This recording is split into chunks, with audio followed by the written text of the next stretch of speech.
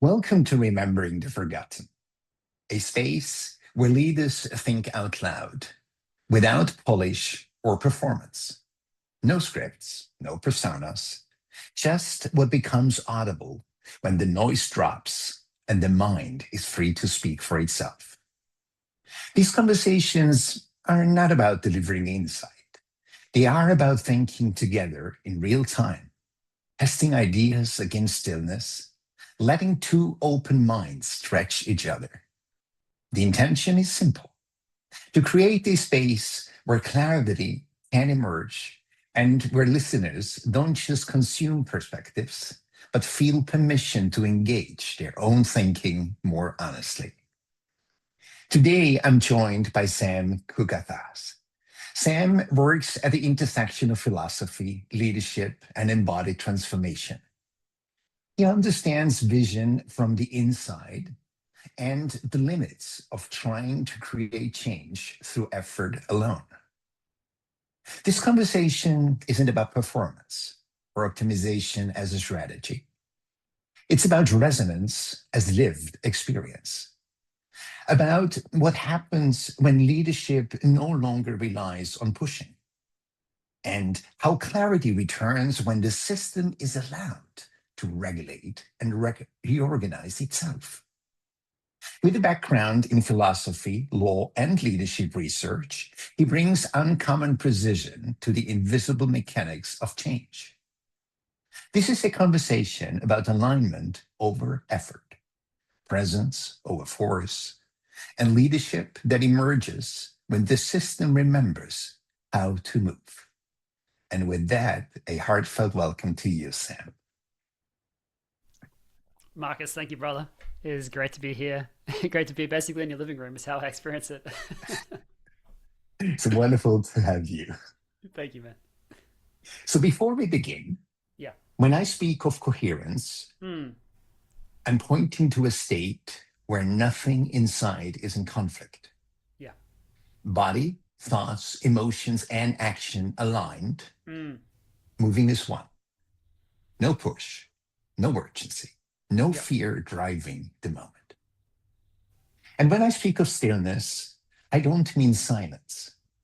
I mean the part of you untouched by expectation or performance. The place that knows before the mind tries to manage it. That's the ground I'd like us to meet on today. Perfect, mate. Love it. Let's do it. So, with that, Sam, let's kick off the actual conversation. I am ready. Where can you just be yourself, untouched by expectation or performance? Sure. There are a few places. I think the first place is at home with my partner, Camille. Like literally yesterday, I don't know, it's Sunday, and we're just being silly. Like I'm singing Les Mis because that's what I felt like doing at the time, and you know she'll be That's doing whatever she's doing, amazing. singing whatever she's singing, and it's just like the freedom to be completely as silly, as playful, as crazy as I would ever want to be. So I think that's the number one place where I can be myself is with her because we can talk about anything from the possibilities to the challenge to everything under the sun, and it's all great. It's not going to be a problem. So, it's amazing. So, there are two components you mentioned. Mm, One of them is the confines of your home, of your house. yeah, And the second one is your partner, Camille. yeah, By the way, this is very rarely that I hear that somebody says with somebody else. yeah, Usually it's when I go into the desert or when I go on a mountain or when I'm in my car, but it's rarely with somebody. yeah. So it's beautiful. So was that something that was always like that, even when you met very initially, or is that something that grew? I think it's been an evolution through time. Mhm, And it's like any kind of relationship. There have been times where it really was in resonance, and there were times where there were things we had to bring back into coherence, and then mhm, more in resonance. So I'd say right now we're in the deepest level of resonance that we've ever been in the mhm, 5 years or so that we've been together. and that just creates a lot of space, a lot of alignment, and a lot more just being able to flow with things. Is how I would say. So I think there was always a sense of ease. Like I remember when we first moved in together, and it was about 6 months in, and just like even the moving part wasn't stressful, you know. Even that, you know, these things people say, oh, these are one of the hardest things is to move house, and it's like, no, this was effortless with you, you know. And that's a really it's a factor of how just easygoing she is as well. Like my normal state is calm and default is a my normal default state is more calm, and Mhm. her, you know, state as well is very easygoing as well. So together we are just this kind of force of calm. So this is something interesting. You must be familiar that some people say, almost like a philosophy, opposites Mm, attract each other, yeah, and it's almost like a secret for a good marriage. yeah, Personally, I do not believe so much in that opposites attract, because it's almost like if you have someone who is quite similar to you, as Camille seems to be with you, compatible, it almost sounds like it's a compound interest on an emotional bank account. mm, So, how do you experience that? Because, you yeah, must know a couple as well who are polar opposites. One for of them sure. loves to go hiking, the other one loves to read a book. So, Yeah, what like one thing happens I'd with the say though one is if he with can't hike anymore, breaking his leg? mm, They might have an issue then, right? for sure. Like I'd say like even though there's a lot that we share, there's also a lot where we're quite different, right? So Hmm. like Camille's background, like she works in marketing, and it's much more based around the practicalities of science, medicine. Hmm. So there can be different points of view, let's just say, about Hmm. how we understand like health and medicine, how we understand that whole realm of the human experience, because Hmm. hers is grounded in a different kind of way of thinking than I am. Hmm. Now, Hmm. Hmm. there's also more and more sense of moving into alignment even there, but that Hmm. is one place where she can challenge me around how Hmm. I will be seeing something, and she'll tell me whether she thinks this is an aligned or this is agree, or and sometimes I'm going to like that, sometimes I'm not, and that's part of the partnership is to be able to be with all of it. But there are also other aspects where we just are in sync, and that synchronicity gets to grow the more I allow it. And one thing which feels pertinent to share right now is I was in a conference on coherence actually. Conference probably the wrong word, more like an immersion. I was part of like Hmm. bringing more coherence to this group of like 50 leaders in Austin, Hmm. and at the end there was this thing called a Camino, and basically like you'd walk side by side with a partner, and you'd be talking about who are you becoming, and the person doesn't interrupt. You're just Hmm. speaking, you're looking out to the distance, and you speak for like 11 minutes, and then they speak for 11 minutes. And one of the things that I shared was about the what was I was experiencing with Camille, and I was Hmm. saying I was witnessing the divine in her. Fast forward a day, and I'm in an experience which has fractal films taking something called a Trinity tincture, which basically brings this sense of like being in temple to you. Hmm. And I'm looking at these films, and I'm seeing Camille. Not like physically she's there, but like I felt her presence, and I was feeling her divinity. As soon as I saw her in Australia, where I've just been, that was the first thing I noticed is her presence. Is just the level of divinity which was in her, and simple things would start to show itself. Like when she'd get into an Uber, she'd be like, "Thank you so much for picking us up." Now, my mind is like, "Well, we paid for the Uber," so like that's kind of like the role that they have. But for her, there was this real Interesting. level of gratitude which was present. So I was like, "Oh, this is part of her divinity." So there's been this shift in me into witnessing her in this deeper level, and as I witness her on a deeper level, I feel witnessed by her on a deeper level, and then it Yeah, continues to ripple. that's beautiful. That's so interesting what you just shared about the Uber ride. So for you, it is I paid. It's that person's job to come and pick me up.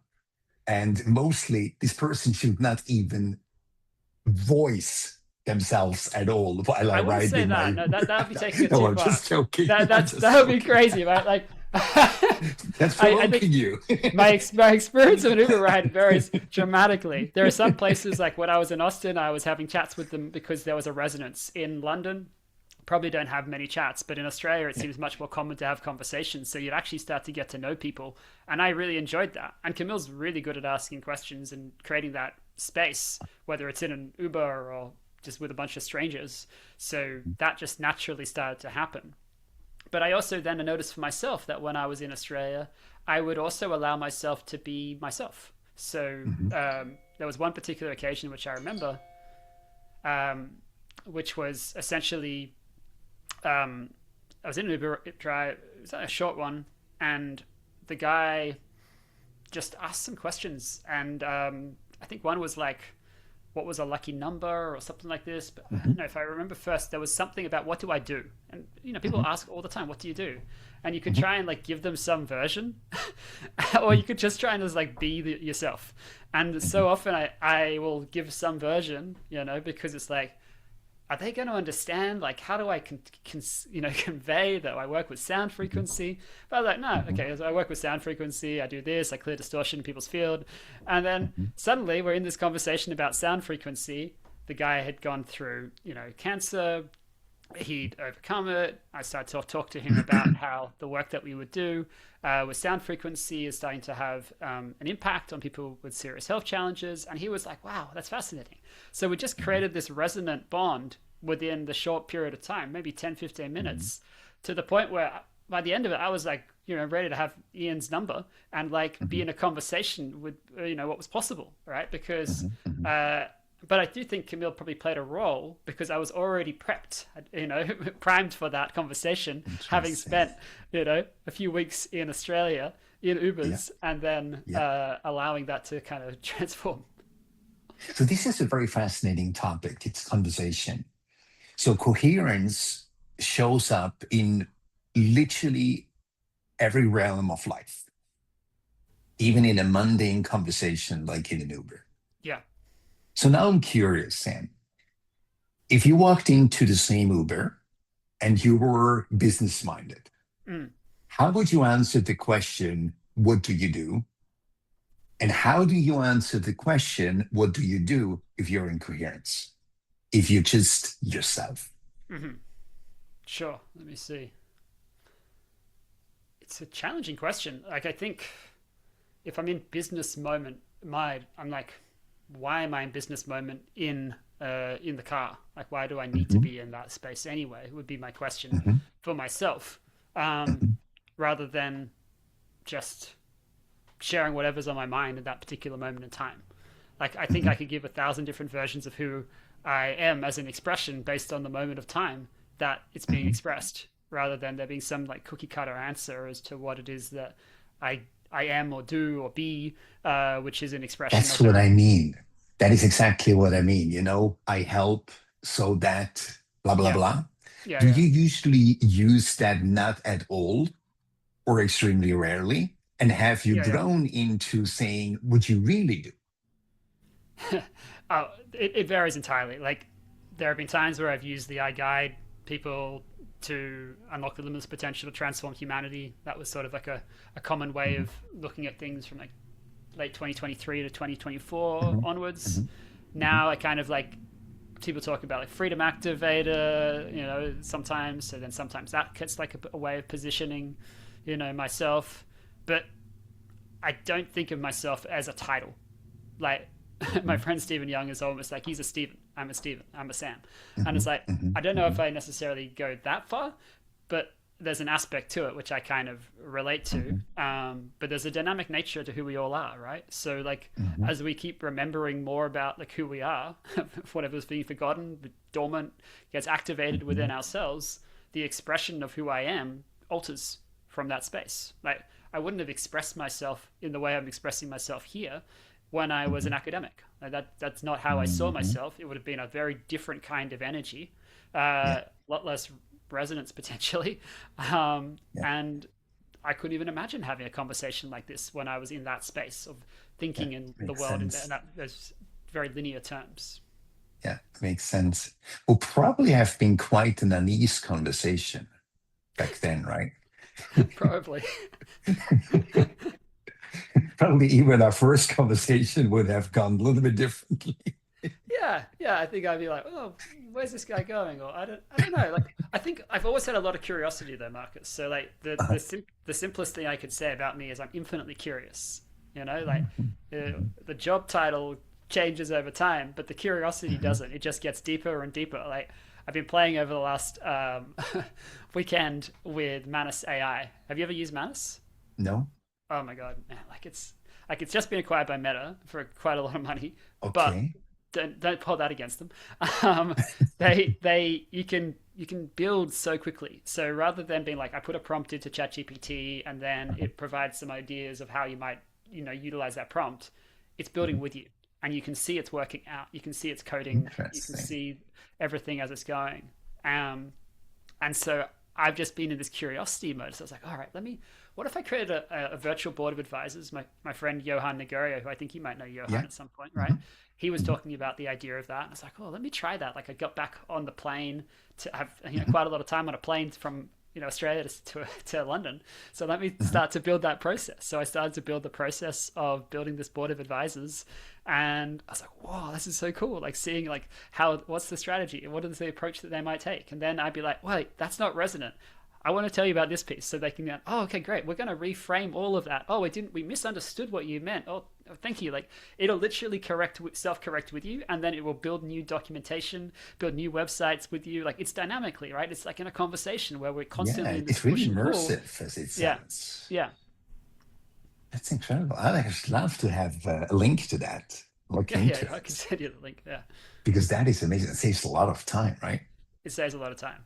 Yeah, yeah. Yeah. We like it did an assessment of all of my team's marketing, and I was like, all right, I got on a call Okay. today, and I was like, so guys, here's what's working, here's what's not, here's where we're going forward in 2026. And I was like, wow, that was fun.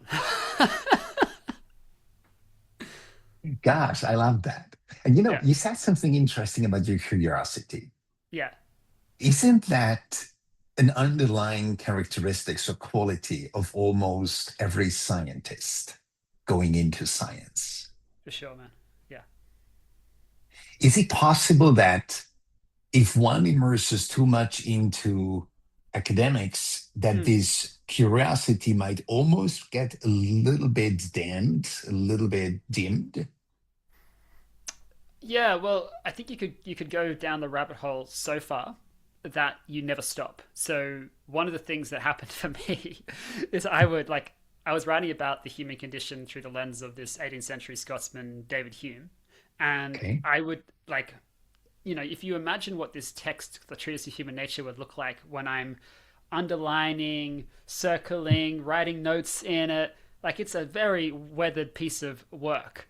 But then Yeah. I've gone deeper, is I've then taken all of the key words which are utilized within this text, and I've looked at every usage of it in a database on davidhume.org to understand the lineage of those terms, and then to understand what might he have been thinking at that time to see what that Mm. language meant. Then I've looked at the etymology of those words to understand if those words had a different resonance. Then I've imagined what would it look like if he was actually talking about the origins of human societies, what it would look like in those time periods for that to actually be so, even though he didn't live in those times.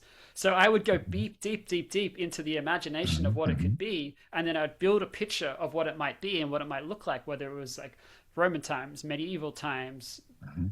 times of Julius Agricola, whatever it was. Like I would just imagine the world, and I'd start to create the world, and then I would test out the logic of it within the arguments that were being constructed. That's what I used to do. And by then, you did not have menace yet, right? If they didn't have Madison, It was all here. yeah. Isn't that incredible?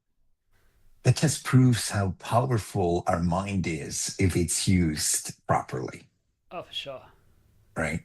Yeah, So you mentioned coherence quite a few times. Can yeah, you yeah, please explain to me your understanding of coherence? yeah, yeah. Like it's something which has evolved a lot of late, and what I see is it's like, do you know the Sesame Street sketch about here and Mhm. there? Hmm. It's really this, right? It's closing the gap between there is a there to get to versus the here where you are. So it's the anchoring of here and there simultaneously and embodying that state within yourselves so that you operate and act, as you said at the very beginning, from a space of coherence where you are Yeah, co-here. Because you cannot be yeah, anywhere other than here. But the illusion that we have often lived into, myself included at times, is that there is somewhere there to get yeah, to. And when we get to yeah, there, then everything else that we want is available, right?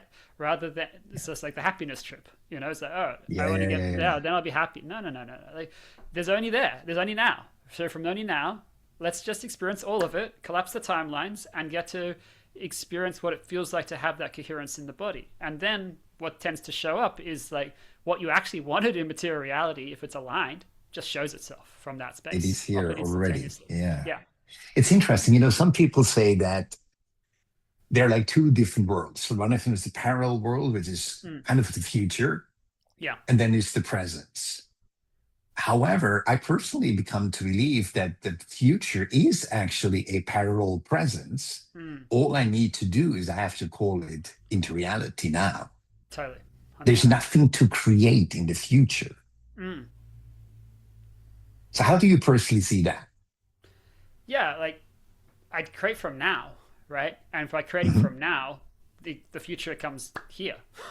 Hmm. Hmm. Because the was it the unified field, as someone describes to me, is a dynamic field. So Hmm. where it's not like it's a static field, which is here's the unified field of consciousness out Hmm. here, and we just have to Hmm. figure out where to get to. No, that's another confusion. It's like no, it's dynamically altering as you alter. So then you get to not manipulate, but you get to mold that energetic field, the unified field, so that what you're wanting to bring forth comes forth if it's aligned. I always say if it's aligned, because if it's not aligned, Hmm. it's either going to come forth and then it's going to show you something which you didn't want, or it's going to not come forth at all. And you know what's beautiful? I sometimes wonder whether that dynamic field you just mentioned, or the field itself, let's speak about the Yeah, field for a moment, yeah, yeah, that it actually only does what is coherent. I personally feel that I cannot produce anything that is not coherent with the field. mm, It just simply refuses. mm, So I don't even think right now I could be self destructing, mm. or I could create something that isn't aligned. Yeah. Do you experience that similarly? Nowadays, I'd say yeah, um, but there's subtle nuances, right? Of, for instance, like is it that I was going to have a conversation, but I'm hesitating on whether that person wants to hear from Mhm, me? So mhm, that would be an example of whether there might not be the unifiedness within the cells to mhm, clear the idea of hesitation. Because if hesitation wasn't there within the body, then there would already be the knowing of how to act, right? mhm, So mhm. that would be an example for me of where sometimes old patterns could come and say, oh, did they want to hear from me? Maybe not. Pause, Mhm, right? So mhm, the more I come mhm. into a space of coherence, the more the hesitation drops away, and there's a just immediacy because there's such a level of trust in that moment that they'll do whatever they'll do, they'll be however they'll be, but I'm clear on what I'm up to, how I'm going to be, and how I'm going to operate. So it's interesting. So if I paraphrase what you just Yeah, told, is that you're basically sitting there and you have an inclination to yeah, reach out to Johan, for example. yeah, And then a little voice kicks in and says, are you sure? yeah, Like, what if he's not ready to receive my call? What if he's not in favor of me right now? So, what would you think it is that actually yeah. kicks in that moment? Well, I think it's a few things. I think there's a memory pattern of, and then there's the cellular pattern. So there's the emotional state of times where when you had that interaction, it was not received Hmm. well. So then there's a Hmm. that creates more hesitation. But then further back, there's just kind of an almost like an imprint within the cells of like, well, where was hesitation? So like if I use my own example, when I was a doctoral student, when I was an MPhil student, I would constantly be questioning whether or not Hmm. what I created was good enough. So as a Hmm. consequence of that, I would keep creating more and more and more and Interesting. more without like handing in that piece because what if it's not, right? So Yeah, that yeah. judgment. But then that patterning over time then can have its own knock-on effect in other areas where it's you're not being as uh, decisive as you could be in those moments because you're still holding on to some inkling of this way of caution, right? But I so that think seeps into any different areas of your life. totally. But then I'd say if I go further Okay. back for me, like I think as a kid, I was quite hesitant and cautious in lots of situations. Whether it was like, Interesting. telling a girl at school, like I like them Uh-huh. or whatever. Like, Uh-huh. I remember Uh-huh. like waiting 6 years to tell someone that I liked them. By that time, they'd moved very far on, right? Because I was so concerned about like how they would react. So Uh-huh. there are these different parts of ourselves, and I think of coherence back in this to go back to this in a way. It's like coherence is there are parts of us which are fully in coherence, and there are parts of us which may still hold on to some level of distortion, and it might not be ours. Like often the distortion is like, oh, it's your mum's, or it's your mum's Mhm. mum, or it's your mum's 10th generation beyond that, which you're not even sure Mhm. about, or it's like it's actually not even this lifetime. From it's like not Mhm. only ancestral, it's a lifetime where like the voices that come through me, and I'm not saying like it's hallucinogenic, like as in like when I tone, uh, sound like tribal You're Indian, an interesting scientist. Maori. I know, man. I had to kind of paraphrase that as a consequence. But like Maori, Australian Aboriginal, so many different, sounds. Which, if I Mhm. trace back the immediate what I know about my family, I don't see Mhm. anyone who's necessarily fits all of those Mhm. molds or Mhm. voices. Mhm. So Mhm. as a consequence, there can be, without our knowing, something within the cellular structure of the DNA which is Mhm. showing itself, and then it shows itself in this lifetime. The Kabbalah might say, well, that was just some karma that was meant to come through, and you experienced it as a consequence of maybe there's something to see, and when you learn the Mhm. lesson, then it resolves, and then you move into the next kind of iteration of self, into the Mhm. remembrance, if you like. So that's a lot of stuff, but that's kind of like what's kind of flowing through me to share with you in this moment about it all. It's very interesting. So here's an aspect I would like to look at. Yeah, If I translate again what you yeah, just said, yeah, yeah. we are basically all wired together in a kind of a nervous system, Mm, in a global nervous system.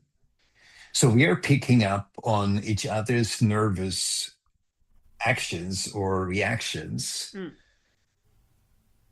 Is it possible for you to imagine that we actually could almost like leave that universal nervous system power grid Yeah, and build our own and still be connected with the global one?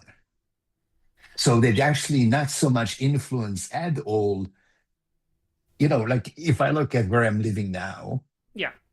I could be picking up on everybody's nervous system right now, but I don't at all. Oh, for sure, no. That'd be horrendous. And what would you say? So many people actually suffer from that. Yeah, I get to see They're some of them. picking, yes, right? Yeah, Especially highly spiritual people. yeah, yeah, yeah. It's almost like they're inviting that. Well, yeah, like some of it, it's like as a consequence of not being seen and heard when they were very young, some of them have Mhm. taken on a perspective where they looked out into the world and they took on the world's Mhm. problems as their own. So then they had Mhm. something to be focused on. I remember working with someone who actually in a session was like a group session, and it was the heaviest session I've ever done.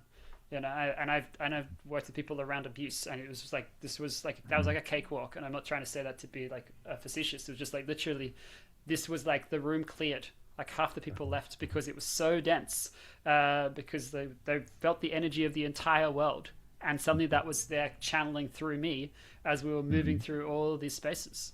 So I know exactly what you're talking about, the level of density when you are hooked in to everything, Mhm. and then the Mhm. reactive nature that you're coming from as a consequence of being in that space. And I know for myself also when my what I call an electrical system. My friend, this again, Stephen Young, he's influenced me in all sorts of ways. But like he'll say, like if we use the word nervous, we're kind of reinforcing a spell that Mhm. the way to understand this body, the system, is that it has to be a nervousness for the system to function or what have you. So I'm like, okay, well that's interesting. Let me play with this idea, and I like the idea of your energetic system or your electrical system, because one is like we're like a battery anyway, right? Like, but there's Mhm. so much electricity which fires through us. Like even just the energy of which my voice right now, there's like Mhm. all the different circuits are firing in a way which is allowing for Mhm. this to happen. And I don't have to know that from a scientific or an engineering standpoint. I can just feel what that feels like, right? Mhm. And I've talked to Mhm. neurologists to be like, oh yeah, like you just turn on the circuits in people's brain. Like, oh okay, cool. Like Mhm. that's a nice way of Mhm. describing it. So I don't have to Mhm. know what it looks like. I just have to sense that, and that's enough for Mhm. me to be able like, okay, that's what I'm going with. Now, completely lost my train of thought, Marcus. So I'm going to let you jump in about anything that's It's coming through to you. amazing. And it actually leads to a beautiful point. You work with sound, and you're actually leading beautifully to it. Because I was wondering when I listened to you, what actually happens when Sam chants? I use Mm. my own word for it. Yeah, yeah, Translating again what I just heard, yeah. isn't it that you actually access the original design of somebody? You're not, I love that. So your chanting basically creates a safe space where stillness is able to manifest itself by keeping out all the noise, all the distortion. And all you actually do is because, we are working so similarly. I just understand. You do Mm. it through voice, through Yep. sound, Yep. and I do it through frequency and reference. Mm. But in the end, what we're doing is we are creating a safe space for someone to actually access their own original design. Mm. For sure. And we're removing all the distortion pieces. Totally. So if you think about if somebody suffered from abuse, Yep. and I'm using what Steve doesn't like, that our nervous system, like Yeah, yeah. particularly, Yeah. is so under attack constantly For sure. by what's coming from outside Yeah. and inside. Yep. And then basically, when stillness arrives, which is the coherence between mind and heart, Mm-hmm. which then opens a portal to their original design, which, just for the viewers or the listeners to understand, is nothing mystical. It is nothing that is out in the world. It's Mm. literally science, it is physics. So when we're born, do you believe that we are born knowing who we are? It's a very interesting question. Um, hmm. I don't know exactly how I want to characterize this. My first answer is no, Interesting. because I don't think we're in a space of knowing. I think we're in the space of just being. We're in the space of just interacting with the world. There isn't a self to know at this stage, from what I kind of am aware of.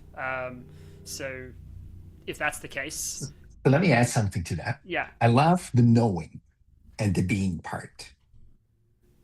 So here is how I personally came to understand it. yeah, yeah, Everyone is born with a set of seeds, hmm, and the seeds basically characterize our potential. mm, So the seed is here to be nurtured. yeah, If it's getting nurtured at a very young age, yeah, if you're very fortunate, then the seed is going to sprout and then it's going to grow. Even if at the age of 4 to 7, the adaptation starts kicking in, where the system from the outside becomes so strong that mm, we are actually starting to question ourselves and adapting to the outer system, mm, it cannot die. So, this is what I realize. Where I'm going is when people get to the point where they ask, is this as good as it gets? hmm, Or is there more to my life?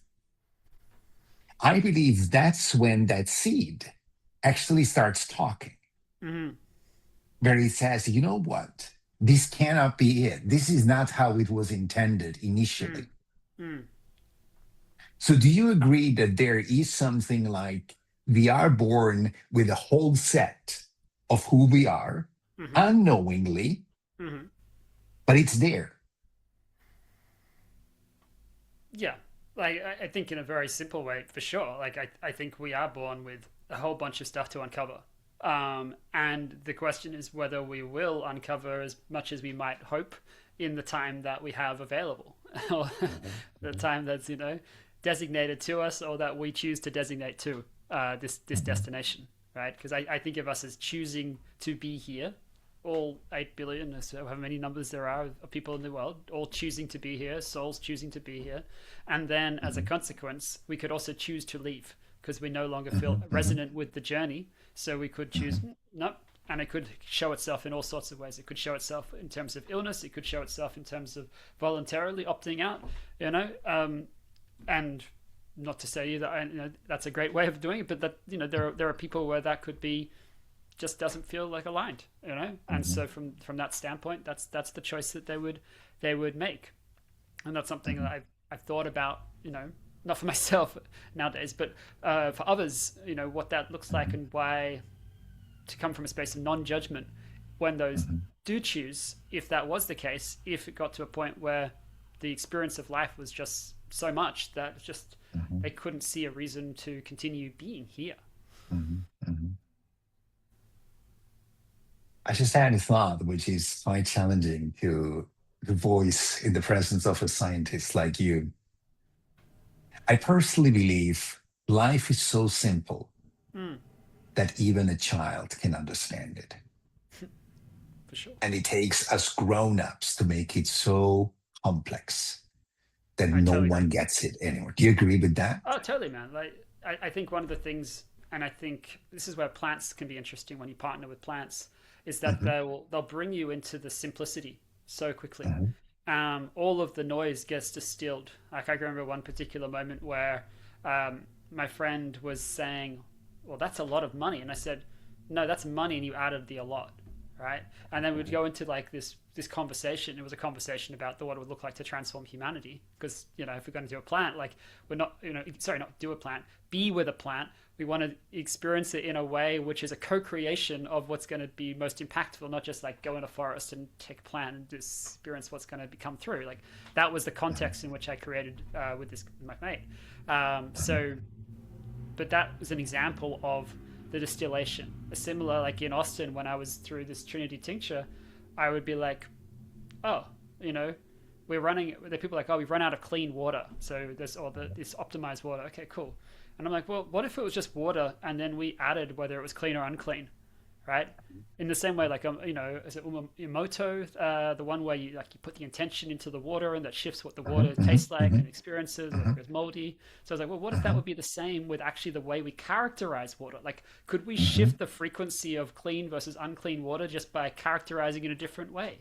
So mhm, I'm with you in that the simplicity is there to behold once we mhm. allow all of the noise and back into presence to come through. And I believe that's exactly what you said. If we remove the noise and the stillness comes into the presence or becomes the presence, that's when simplicity is enough. Mm. Because this is something I hear quite often. People say to me, but Marcus, this is a little bit too simple. Yeah, I for said, sure. yeah, I don't think so. I think that's actually how life is intended to be. Mm. A child should understand it when we talk, because Yeah. otherwise we're pretty much a little bit off. So, Sam, you are most of the times in coherence and in stillness. Sure. Is there anything that can pull you away from yourself still? And what helps you then to come back? Because I'm sure this is something many of the viewers and listeners experience.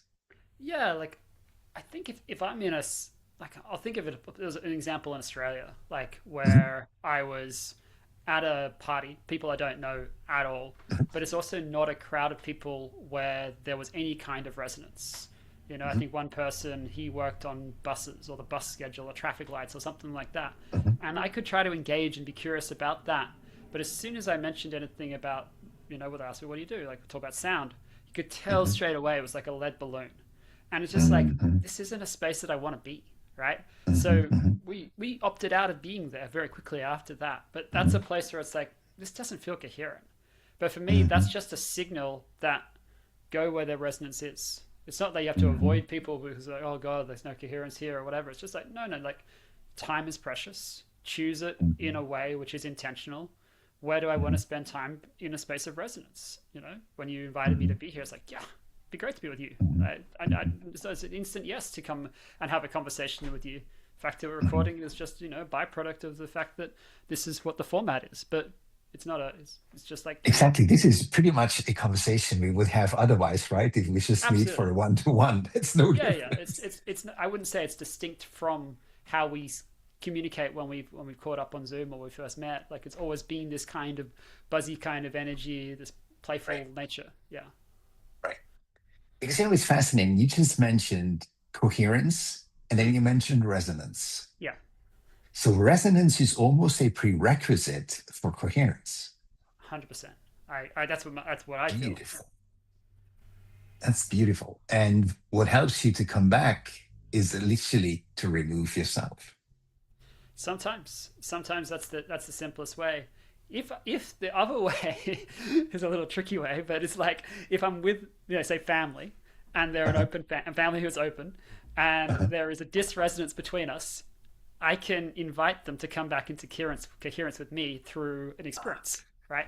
So I did that a little bit as well in Australia, and that made my time much more resonant if I was feeling like, you know, dynamics with family that could sometimes be there. And it's like you're pushed into old ways of operating and, you know, Yeah, patterns of action. You know, they always say, like, you think you're enlightened, go spend 2 weeks with your family. And, you know, it's always fascinating to me, like how long people tell you, like, oh, I could only be with my mom for 2 days, or I could be yeah, with my parent, my dad for 5 minutes, or, you know, I right. can't be with them at all. And it's like, they're all great people, but they're somehow the relationships that they have. So, Yeah, you know, yeah, I'm lucky I have great family. And there can be moments where I'm not operating from full resonance like any other human being can operate right, from a lack of pure right. resonance.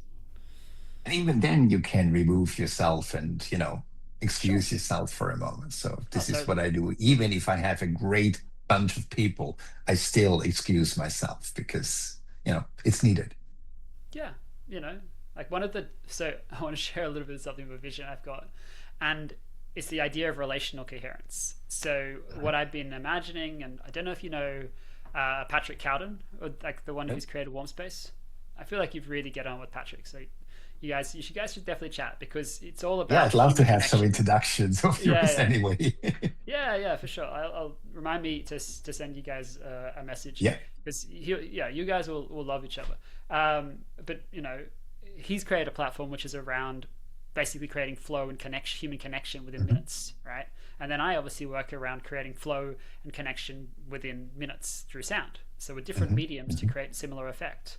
And what we were kind of co-creating and imagining is a future where you could create that within the harmonics of a situation where there is incoherence in the moment. So let's say Mhm. there's a tension or a fight with your loved one partner. Okay, Mhm. what if there's a way to bring coherence to that dynamic straight away? Mhm. You know, Mhm. often the way we do it is we take ourselves for a walk. Mhm. Beautiful. That can be a great way to Mhm. calm ourselves down rather than speak from anger. But Mhm. I'm like, what if there was another way as well beyond that, Mhm. which could really deepen our ability to create soul remembrance between both of us and come into Mhm. deeper levels of alignment? You know, in the same way, Mhm. like with Camille, it's like we confront challenging conversations head on, and every time we Mhm. do that, what emerges from that is so beautiful, Yeah. right? There's such Yeah. a level of resonance that will emerge from that space. So this is just a way of imagining what that could look like with sound as the Yeah, I'd love medium to learn more to about that. That sounds very guide that fascinating. possibility. Yeah. Yeah, that sounds very fascinating. So, Sam, if someone feels overwhelmed right now, what would you want them to return to? Overwhelmed with what? Sorry. Overwhelmed right now Oh, with overwhelmed right life, now. with Yeah, yeah. business, whatever. What would I want them to return to? Well, I don't want anything for them. I want what they want, right? I want for them to come back to seeing that ease is the catalyst for flow. So wherever ease is missing, I want them to come back to that blueprint of ease within their body, so that everything else can just flow naturally from there. Beautiful answer. Sam, with that, thank you so much for having been my guest. Thanks, you brother. It's been awesome. This was remembering the forgotten, a conversation held in clarity, not performance. If something in this exchange shifted how you see, let it stay with you. A few quiet pointers are waiting below.